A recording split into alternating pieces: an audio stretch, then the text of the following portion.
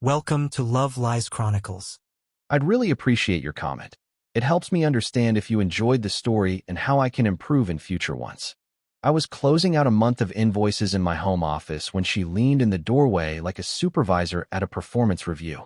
Arms folded, one eyebrow lifted, phone face down in her palm, as if even gravity answered to her. If you want love, pay for it. Flat, precise, no tremor. I didn't look up right away. Numbers have a way of steadying your hands. My name is Daniel Rhodes. I'm 36, a financial consultant in Dallas. We've been married 8 years. That sentence, those 7 words, landed like a stamped receipt. Transaction approved, intimacy built. I let the spreadsheet glow for a beat longer, the columns neat and honest in ways people sometimes aren't. We'd been skirting the edge of this for months. It wasn't one big betrayal.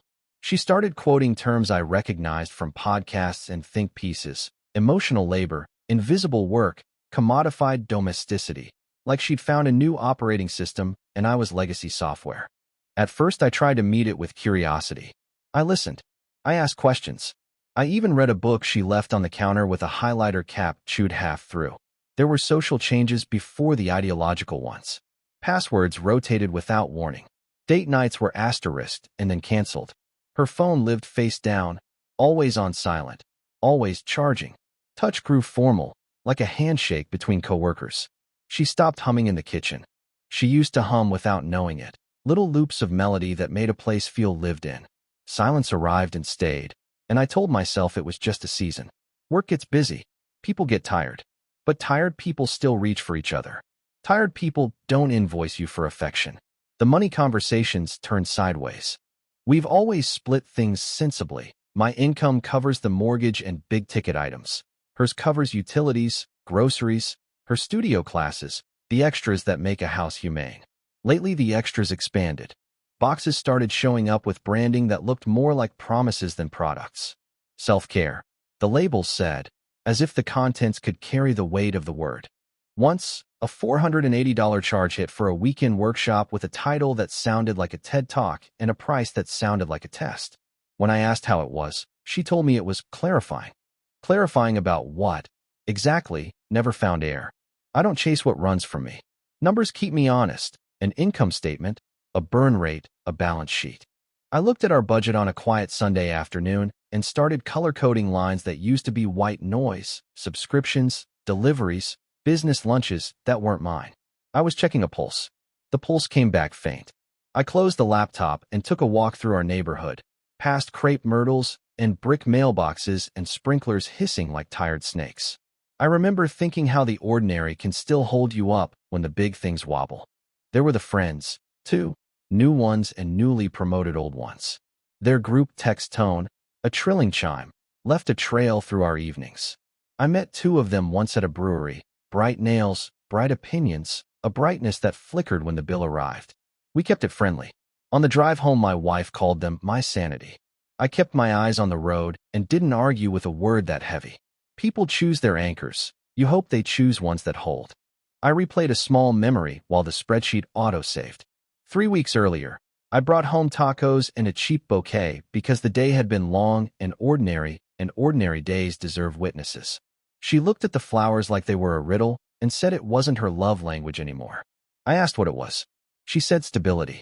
The answer sounded sensible enough until I realized I'd been confusing provision with proof. Apparently, I'd been providing without proving, and proof now had a price. In my office doorway, she didn't repeat herself. A line like that is either the end of a conversation or the beginning of a different life. I closed the laptop cleanly, the way you end a meeting that's gone as far as it can go. She watched my hands. It struck me how often people watch hands when they're trying to decide if you're about to drop something or catch it. What I felt wasn't rage. Rage is loud, and I've learned to distrust loud.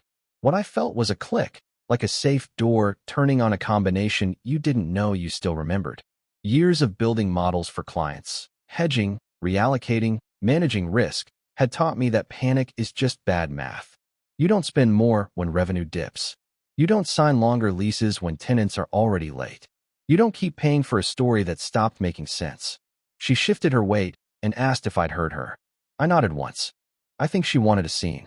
Scenes are evidence you still care enough to throw furniture. I stood, pushed the chair in, and asked if she was hungry. No answer. She picked up the phone, face up this time, and the trilling chime arrived like a cue. She walked away without looking back. The hallway swallowed the sound of her steps, and I was left with a desk, a plant that needed water, and a space where we used to meet in the middle.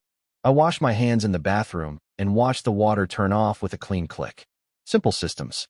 On the mirror, a dry erase note from last year still ghosted under the glass. Texas Hill Country in the spring? We'd gone. Wildflowers and bad country music in a motel pool under a sky that looked like a solution.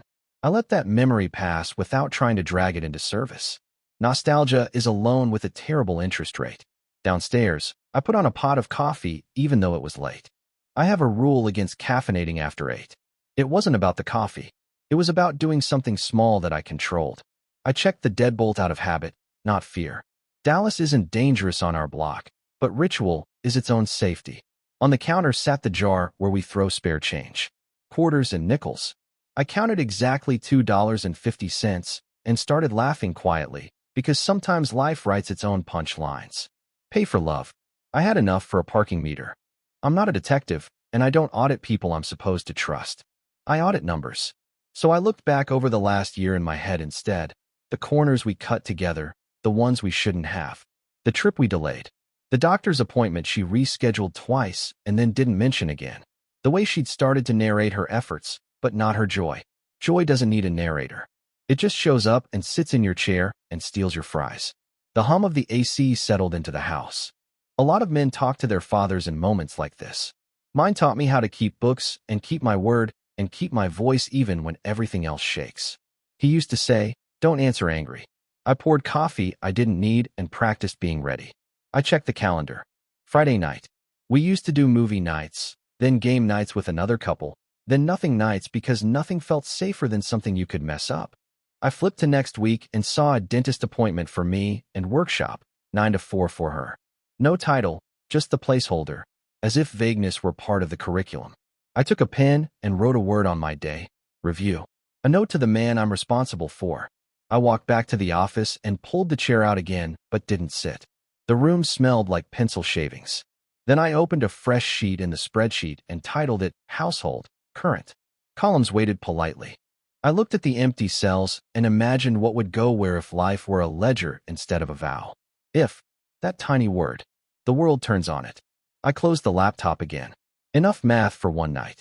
I turned off lights as I moved through rooms, and the house complied with that soft click that tells you even man-made things can behave with dignity. In the bedroom, her side of the bed was neatly made. She's always been neat with the things people can see. I changed, folded my clothes on the chair, slid under a sheet that felt colder than last week for reasons a thermostat can't fix. I looked at the ceiling and counted breaths until the numbers smoothed out. The decision arrived like a boundary. If she wanted to treat love like a service, then we would speak the language of services. Not tonight. But the ledger had opened, and I knew where my column would start. Respect, rendered first to myself. By Saturday, she turned our living room into a conference room.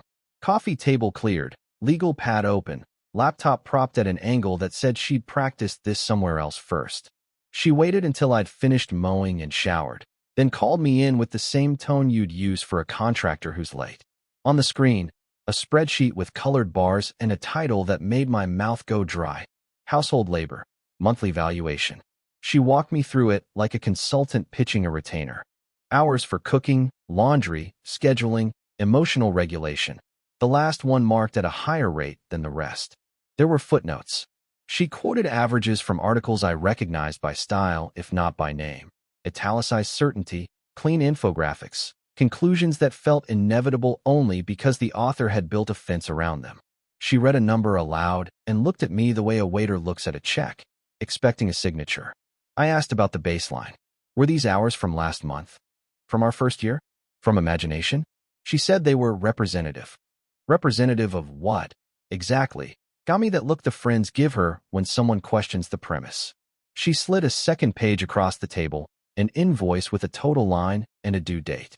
It took effort not to laugh, but I don't humiliate people in my house, even when they bring humiliation to me. I asked one question. If I stop paying the mortgage, the utilities, the insurance, Do your services continue?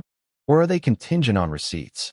For a second, the room went quiet the way rooms do when a microphone squeals.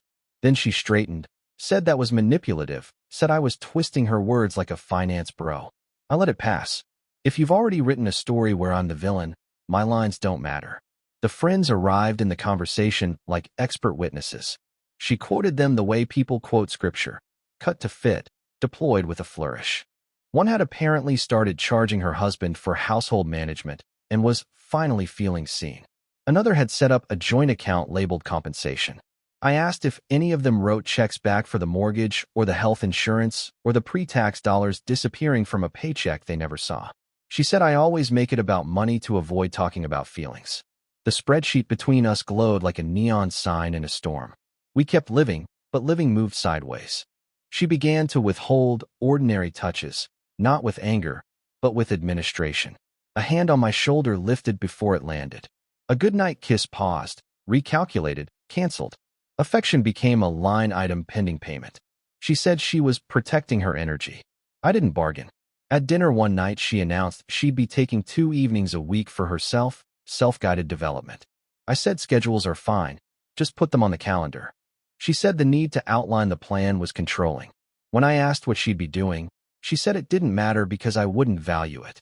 It was like arguing with fog. The bills became theater. A new subscription arrived for meal kits we didn't need at a price that turned vegetables into souvenirs. When I raised an eyebrow, she said time is money, and this saved hers. The following week, she ordered a cleaning service and left a note for them with instructions that read like a field manual. I came home to lemon scent and a receipt. When I asked if we were now outsourcing the labor she'd just assigned a premium to, she said I was missing the point. I guess the point was that I should pay regardless of who did the work as long as she approved of the narrative.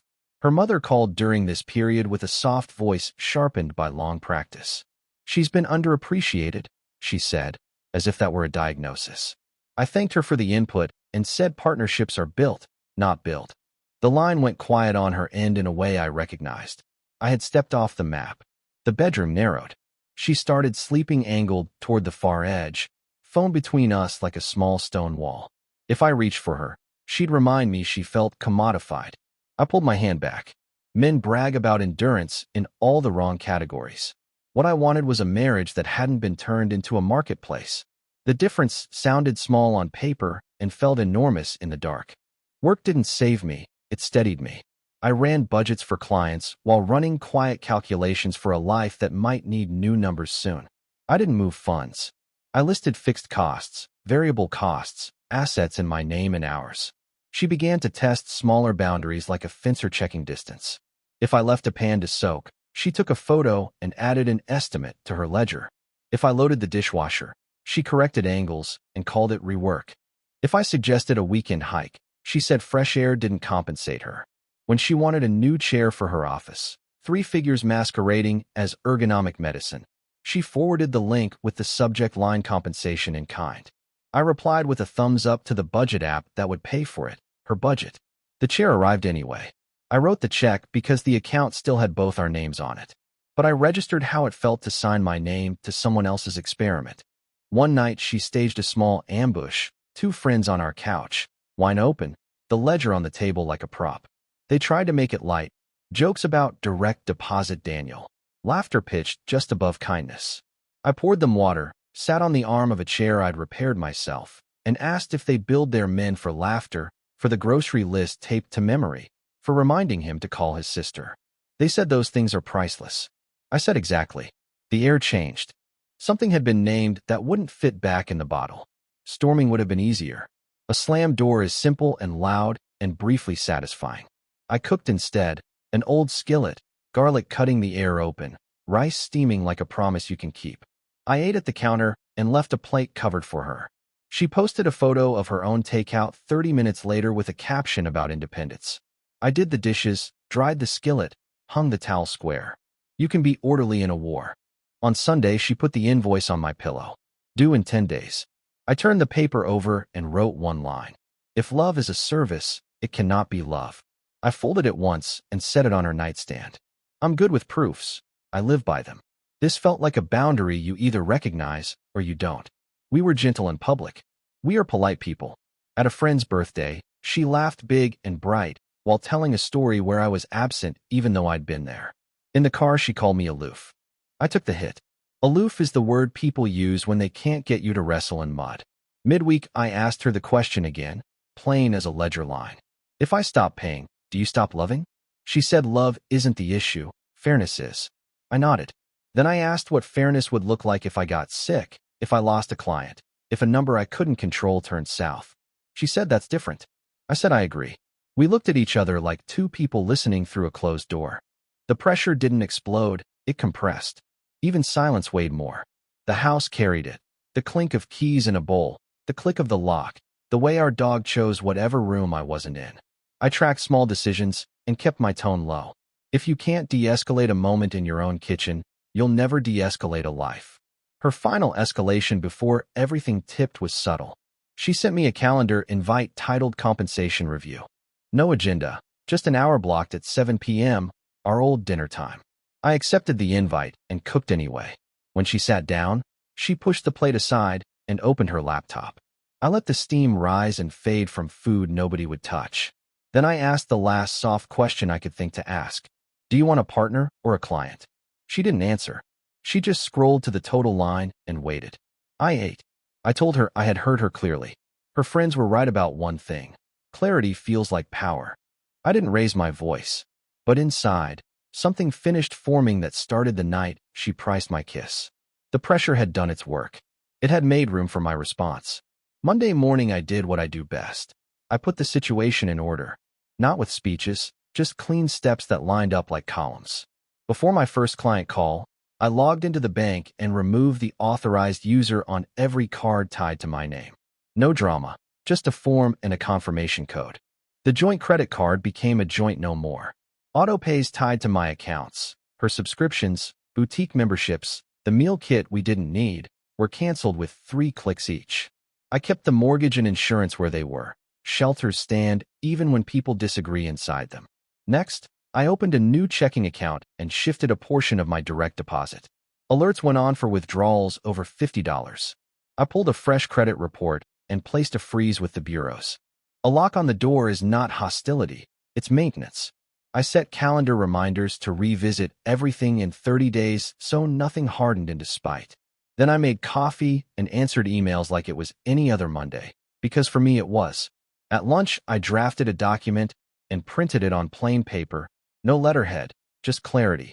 Household contribution statement. Mortgage, utilities, insurance, property tax escrow, groceries. 2 columns. My column shaded, paid. Her column blank, due on the first business day of each month. I added a note at the bottom. This is not punishment. This aligns with the framework you proposed. Compensation for services and shared costs split accordingly. Love cannot be purchased. Money must be earned. I slid the paper into a manila envelope and left it on the kitchen counter beside a pen. I also left a second envelope, phone plan transfer instructions with account numbers, and a poured-out PIN. 90 days to move her line to a plan of her choosing. After that, mine would be closed to additional users. I included a 3rd page listing the streaming accounts and the new passwords because I was keeping what I paid for. She could create her own if she wanted. When you strip away the noise, a boundary is just a description of where stewardship begins and ends. In the afternoon, I called our utility providers. Every account that could be split into equal shares was split. Where it couldn't, I left it in my name and adjusted the statement to reflect her portion. I turned off the auto-replenish feature on the household Amazon cart. Groceries moved from a casual, blurry line item to a simple practice. I would buy what I ate and what we needed. Extras would be hers to fund. No more purchases arriving that neither of us remembered ordering.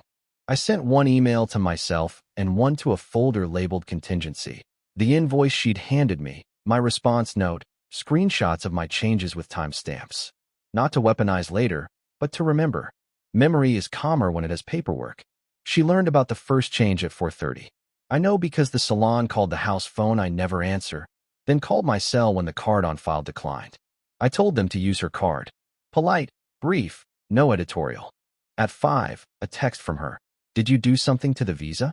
I typed. I removed an authorized user. Going forward, use your card. Then I put my phone face down and finished reconciling a client's accounts payable. It's amazing how many fires put themselves out when you stop carrying kerosene. We crossed in the kitchen at 6. She saw the envelopes and didn't touch them. I sautéed chicken, steamed broccoli, salted rice like ordinary men do when they're hungry. She opened the fridge and stood there with the door wide, as if light might explain me. "You're being petty," she said, but the word hung in the cold air like a coat left on the wrong hook. Petty keeps score to hurt. Boundaries keep score to see. I plated dinner, left a second plate covered, and took my food to the table without commentary. After we ate, I cleared my dish and wiped the counter. Then I moved to my office and scheduled 2 appointments. One with a family law attorney for information, one with a CPA friend to sanity check what I'd already mapped.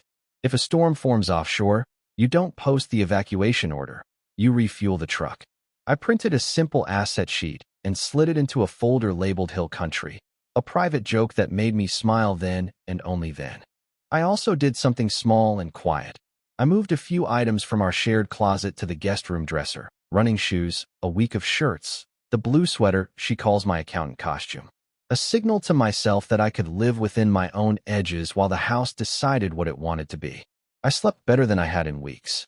By Tuesday, I had changed the passwords on my email, retirement accounts, and cloud storage.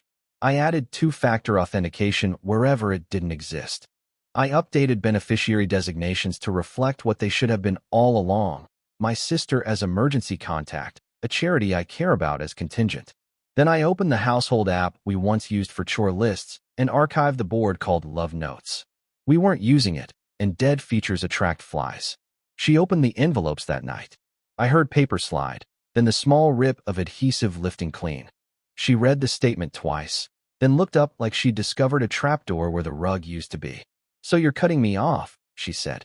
"No, I am no longer funding your personal life. Our shared life remains funded as long as it is shared." She let the silence cool. "You're controlling me with money." "No, I'm refusing to be controlled by invoices." She blinked hard, the way people blink when dust moves that isn't there. Wednesday morning, I met the attorney. I told him I wasn't here to file. I was here to understand. He nodded like he'd heard that sentence arrive after a lot of nights.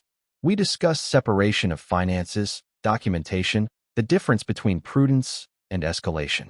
He told me to keep paying the mortgage, to avoid theatrics, to write everything down. I was already doing those things. On the way out, I bought a breakfast taco from the food truck parked near the courthouse and ate it in the quiet of my car. Salt, egg, tortilla, road dust. Simple truths. Back home, I left one more note. This one on the fridge where recipes used to live. As of next month, I will fund essentials and my half. Your expenses are yours. If you want money, work for it. If you want love, stop pricing it. The line wasn't meant to sting. It was the mirror she'd asked me to hold. That evening, I changed one habit. I stopped initiating every conversation. I answered what was asked and left the rest alone. When she tried to pull me into a circle about fairness, I returned to the ground. I will not buy a feeling. By the weekend, the new shape of things was visible. She scheduled a compensation review on the calendar again. I declined and put budget finalized in the same hour block. I cooked, ran, read, slept. I set aside cash in a plain envelope labeled groceries, a physical reminder that money respects edges. I didn't announce it. We were 2 people in a house, seeing if a contract could impersonate a vow. I already knew my answer. The strangest part of taking power is how quiet it is when you do it right. I was aligning our lives with the premise she had introduced. And once aligned, I was prepared to live with whatever the numbers revealed, even if the final sum was a clean exit. The first crack showed up as a voicemail from a boutique that knows her by first name. They were calling to confirm an issue with payment and to ask for a different card. I called back and told them politely to ask the customer, not the former wallet.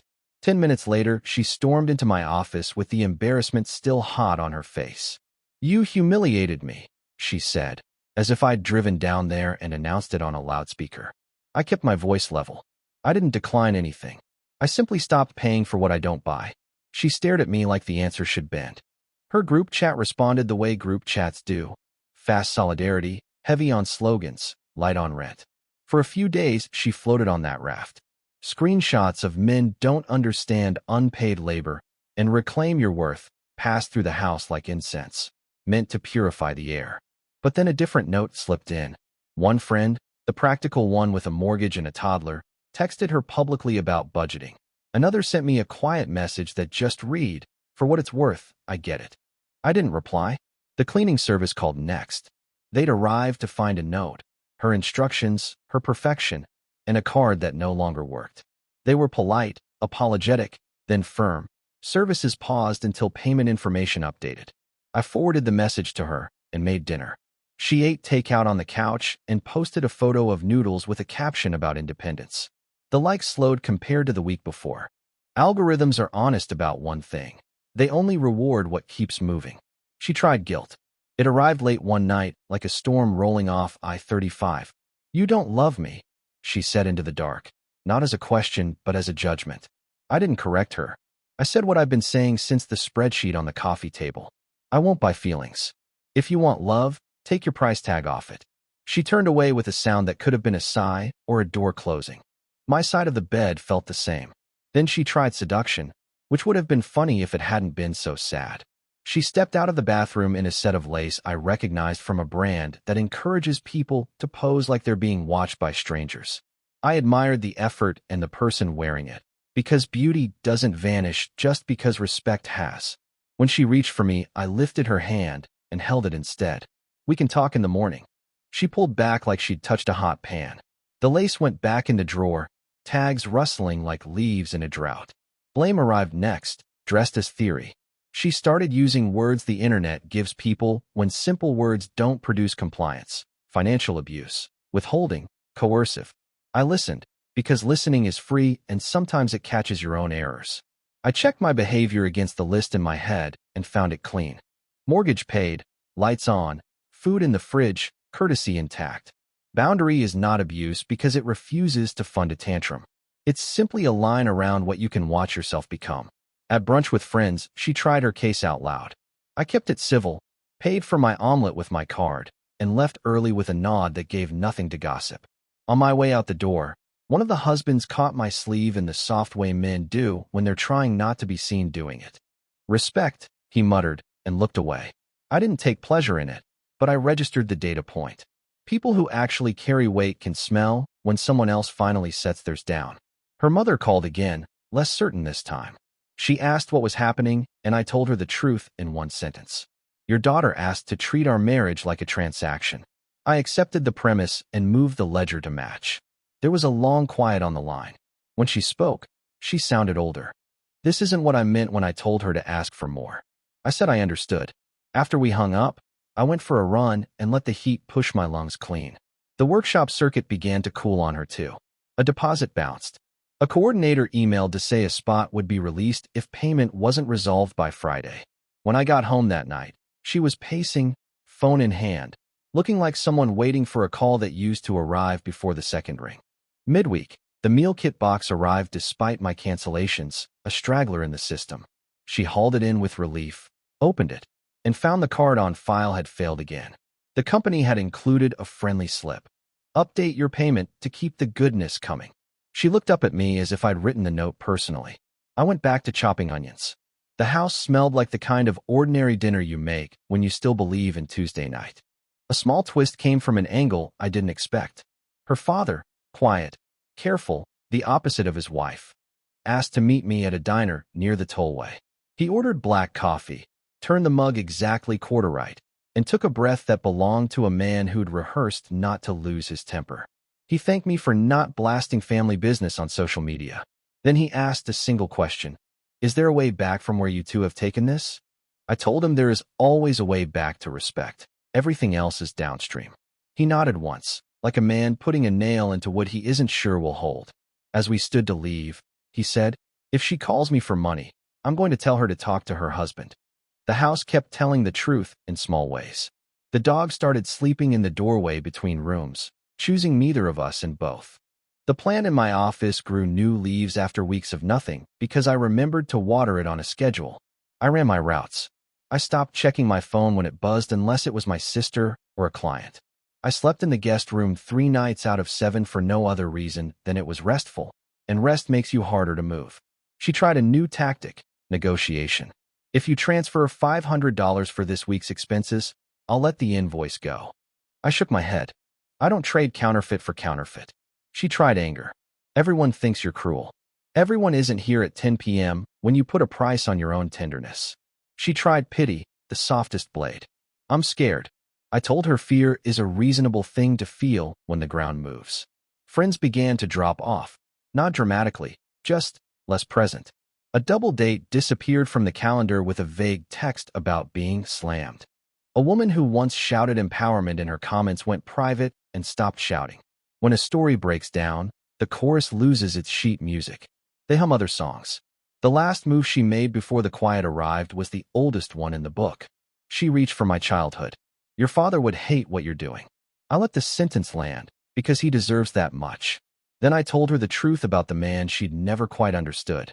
My father taught me to fix what can be fixed, to leave what won't, and to keep my voice. He wouldn't hate me for setting the price of my own peace to something I can pay. After that, the house went still. She stopped sending me articles. I stopped counting the days since the spreadsheet because days only matter if you're waiting for a change. I wasn't. I was preparing for either path, a return to respect or a clean separation. I saw my attorney once more and left with a folder that didn't feel like a threat, just a map you keep in the glove box because someday you might take the road that requires it. One evening, I heard her on the phone in the next room telling someone she was reevaluating strategies. The language sounded like a business book and a confession at once. She hung up, stood in the doorway to my office, and looked at me like a traveler realizing which flight she'd boarded. We didn't speak. The consequences had arrived, not as punishment, but as arithmetic. You cannot invoice affection and expect it to remain tender. I closed my laptop, watered the plant, and turned off the light. Boundaries had done what they always do when you respect them. They revealed who could meet you there and who could not. Saturday morning, I cleared the kitchen table and put 2 stacks of paper down like parallel roads. On the left, counseling referrals, a simple sheet titled Reset Terms. No invoices or price tags. Joint budget with separate discretionary accounts. Weekly check-ins. Phones on the counter at night. Affection not accounted for, only offered. On the right, a separation packet the attorney had prepared. Asset schedule, temporary support plan tied to actual costs. A move-out timeline that respected both of us. I brewed coffee and waited for the kettle to click. She came in tight with sleep and pride. I slid the coffee across and tapped the stacks once. 2 paths, both honest. I won't live in a third one where you call love a service and expect me to pay for it. If you choose the left, we begin today and we don't perform it for anyone. If you choose the right, we remain civil and precise and we are done pretending. She stared at the papers like one of them would confess. You'd divorce me over a spreadsheet? The spreadsheet wasn't the problem. It was the symptom. I've spent months asking for respect in plain language. I'm finished asking. What about everything we've built? If what we built can be rented by the hour, it isn't ours. I gave her a deadline because clarity is a kindness. 72 hours. During that time, I didn't watch her for signs. Watching people cheapens both of you. I ran my routes, answered clients, cooked exactly enough for one. She moved around the house quietly, trying new angles, washed the sheets, left a soft hand on my shoulder twice, read an article about love languages out loud. Gesture without ownership is theater. I stayed off stage. On the second night, she wrote a note and left it under my office mouse. I read it once. There was regret in the words, but not accountability. She was sorry for how it felt, not for what she'd done. The difference is small until you try to stand on it. I set the paper beside the plant and watered the soil. The stem had put out a new leaf, green like a decision you can live with. Her father called to ask if we needed a mediator. I told him I had offered 2 honest choices. He cleared his throat and said he'd be available on Tuesday with a truck if the right-hand stack won. When he hung up, I remembered him turning his coffee mug a quarter turn at the diner and understood the gesture better. Some men aren't loud, but they are precise. On the last day, just after lunch, she sat across from me and reached for my hand without looking at the paper. I want us, she said. I want the left. I nodded and waited. Wanting is air. Agreements are oxygen. She looked down, read the terms, and stopped at the sentence that mattered. No invoices. None. Not for chores, not for touch, not for time. Can't we just be flexible? If the price can come back later, it never left. She set the page down and pushed the other stack away with the back of her hand like it might stain her. I don't want to be the kind of woman who needs to price herself to be seen, she whispered. I let her listen to the sentence until she heard who had said it first. We tried to sign the left-hand plan. Twice. Each time, her pen paused over the words phone face up after 9 and separate discretionary accounts. It feels like control, she said. Control is me buying silence. She capped the pen and stared at the rim of her mug long enough for the coffee to go cold. Then she stood and said she needed a walk. She took one. I folded laundry. At dusk, she came back with red eyes and no conclusions. She chose the right-hand stack on a Monday morning with the sound of the garbage truck grinding down the street. No speech, just a tap on the paper and a nod. I initialed each page, dated the bottom corner of the checklist, and called the attorney. She called her father. Her mother kept trying to call me until I texted her a single sentence. We are honoring what your daughter asked for, clarity. The call stopped. The house filled with quiet industry. Boxes, tape, the sound of drawers opening and closing without slamming. She packed the lace set I hadn't touched and the ledger notebook she hadn't opened since the boutique called. We made piles. Hers, mine, ours. I left the wedding album in the middle, a neutral country we didn't need to divide. She slipped it into her box without looking inside. I let it go. History doesn't belong to one person. Her father backed the truck up to the curb at noon and shook my hand with a grip that said, I see you even if I don't say it. He hugged his daughter longer than necessary and didn't give her advice in front of me. Dignity is contagious when you let it be. She carried the last box out at 3, came back for a bag she'd forgotten, and stood in the doorway of my office for a beat that felt like the space between a question and the answer you already know. Was any of it real? Real enough to teach us both what we won't do again. She nodded once and left the key on the counter next to the jar of quarters. I changed the locks legally and politely 2 days later, sent her the new mailing address for final paperwork, and closed the phone plan on day 90 exactly as promised. No confetti, just a Tuesday. I put the spare key on a ring with nothing else and slid it into the kitchen drawer that holds batteries and loyalty cards. Something about the weight felt true. Weeks passed and scheduled themselves. The dog stopped sleeping in the doorway and chose the foot of my bed like he'd made his own decision about borders. The plant threw another leaf. I moved my running route to cut by the creek where the path opens and you can see sky enough to tell what weather's coming. I put a small bench on the porch and drank coffee there in the morning the way old men do when they're practicing being unhurried. I booked a cheap room in the hill country, took the folder with the same name because it made sense to carry the joke through, and drove west on a Saturday. Wildflowers weren't in season, but the road still made sense. A friend texted to say she'd moved into an apartment near her studio. Another sent a photo from a mutual event I didn't attend. She wasn't in it. I felt exactly nothing I needed to fix. The absence wasn't a wound. It was a healed place that obeyed weather and time without leaking. On the way back from the hill country, a parking meter winked red at me downtown. I checked my pockets and found $2.50 from the jar. It paid for exactly an hour. I laughed, fed the meter, and walked away without looking back to see if it accepted the coins. It always does, if you give it what it asks for. There's a habit I kept from before all this that makes more sense now. I balance my books on Sundays. I used to think it was about money. It's not. It's about telling the truth to yourself in numbers you can't sweeten. My ledger reads simple these days. Mortgage paid, food cooked, miles run, sleep decent.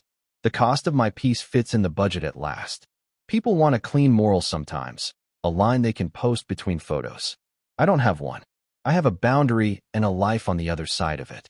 If she ever calls and asks for respect, she'll have it automatically, because I respect myself and it spills over. If she asks for what we used to be, I won't sell her a story. That inventory is closed. Respect isn't a weapon. It's a doorway with a lock that works and a man who knows where his key is. I don't pay for love and I don't price it. I either live in a place where it grows without invoices or I move out. That's stewardship.